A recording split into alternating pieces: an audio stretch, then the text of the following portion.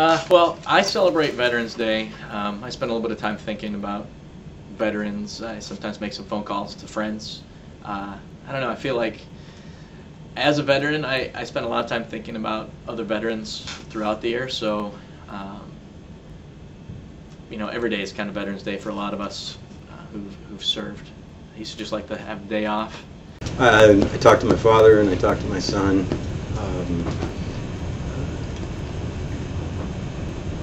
And I remember, but other than that, I'm not a person who flaunts the military. I just think remembering that's what the day is for, and that's what I do. My friends, I think that similar to my family, I think that it came as a surprise to them when I told them I was joining the Army.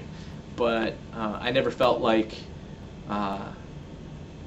any of them thought it was a negative choice on my part. I don't feel like there was any kind of fallout from that decision. Family first. My father was a career naval officer, pilot, and I was raised in a military environment. Grew up believing that was the right thing to do, and still believe that today. I chose the Navy because of my dad. And I've always had a sense of wanting to give something back, and having few other talents. Joining the military and serving my country seemed to be a good thing to do and the right thing to do. In 23 years in the Army, I've had a huge, wide array of experiences. Like I said, I would do it again. If I went back to 1986, I would do it over again. I have served all over in the United States. There are parts of the places I had served in the United States I'd probably never go back, but you know, going to language school in Monterey, California, that's not a bad thing. Learning Arabic, that's something that there aren't a lot of people in the United States who can say they can do it, and it's a pretty tough task, and I feel like I was pretty successful at that. Yeah, the ROTC program puts you through 3 summers of quote boot camp. One is if you were a Marine, one is if you were a pilot, and one is if you were a sailor on the ship, for the Navy anyway. So the Navy one, I was on an aircraft carrier for 6 weeks,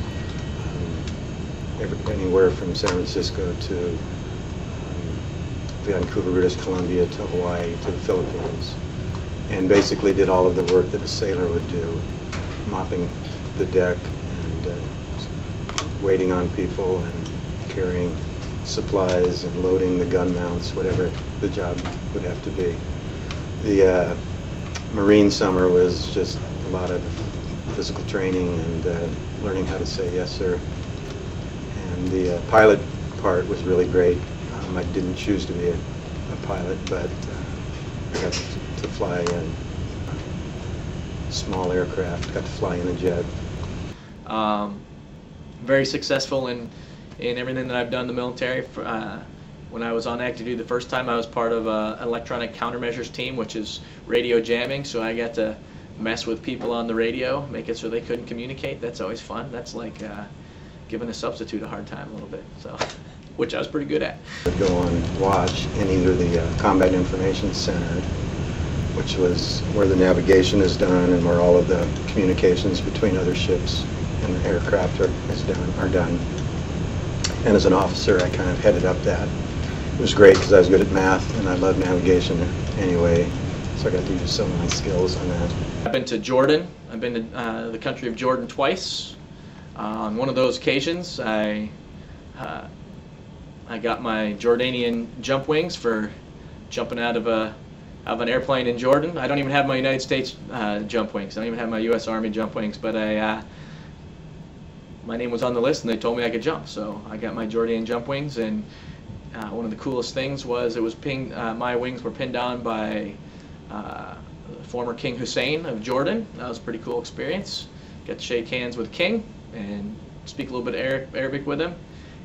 He laughed at me, but I pinned on my wings, and that was pretty cool.